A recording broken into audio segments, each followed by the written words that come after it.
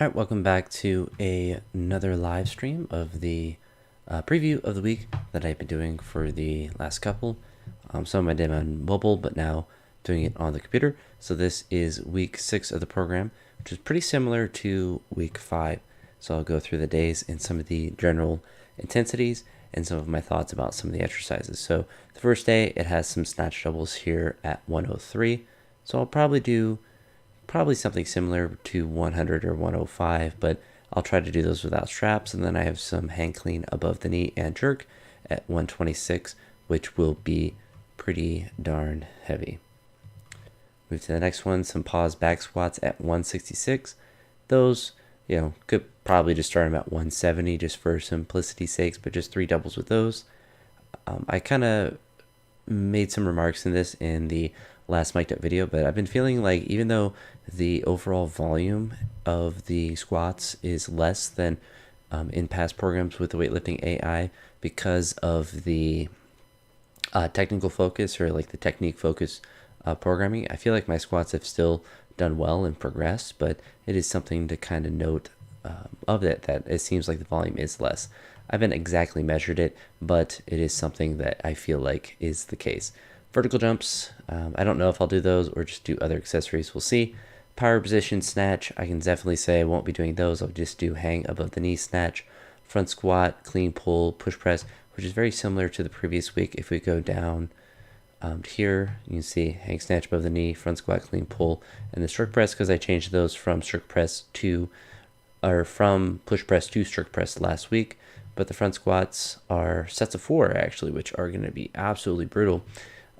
But just at 137, so I'll probably just start them at 140, and some clean pulls here at 176, so nothing too difficult with those, and the push presses at 111, which will be really difficult. I'll try not to change those to overhead press because I definitely would like to do those. Don't really want to, like obviously I'd rather overhead press because it's just an easier movement, but I think push press is going to be more beneficial. Wednesday has 3 heavy singles at 108, so probably we'll start those at 110.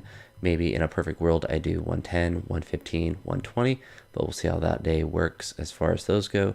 And then clean and jerks are heavy again with 135.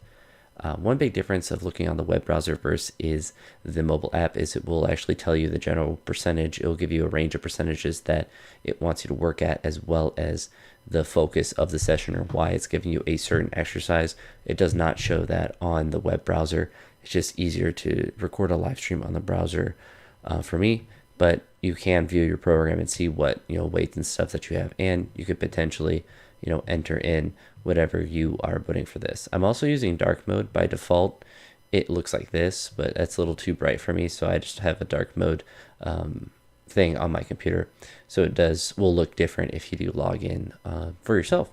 But it has some leg accessories, so that could be something like leg extension, leg curls that I might add in with those.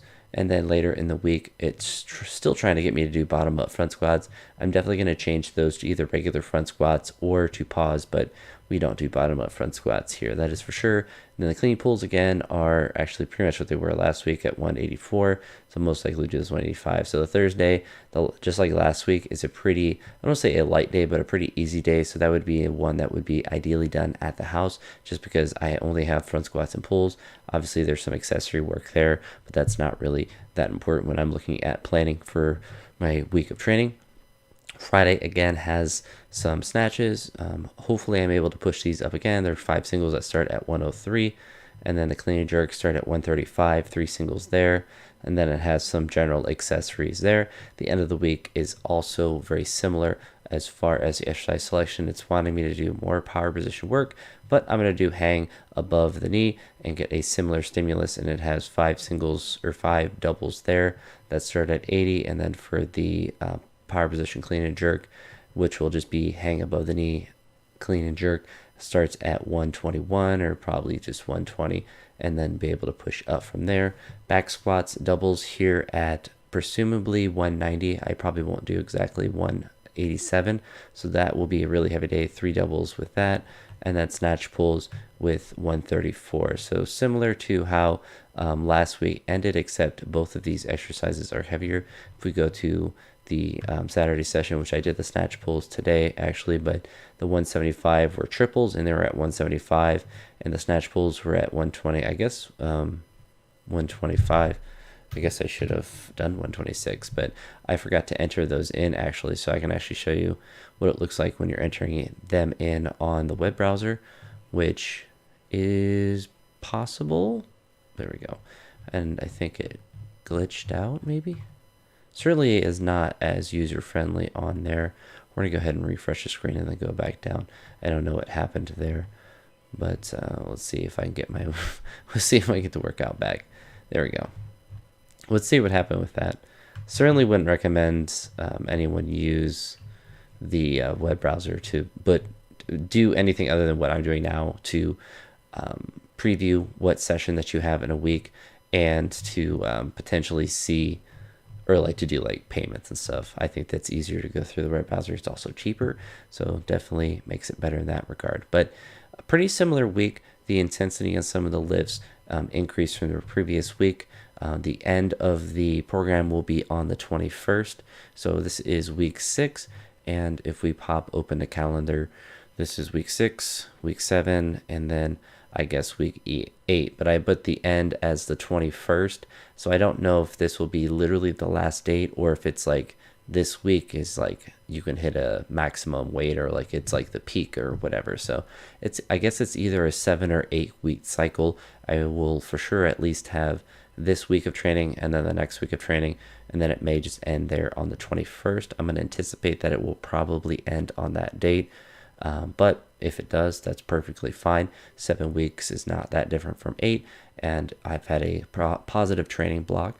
I would like to be able to, at the end of this block, get close to 130, 160, even if I don't actually hit those numbers. If I'm able to at least feel confident enough to be attempting those, then I know generally everything's moving in the right direction. And then in the next block of training, I'm not exactly sure how I'll structure it as far as the amount of time that I'll go through it, but I'm going to be looking for a competition that is hopefully in April. I think that is about a good time frame for me.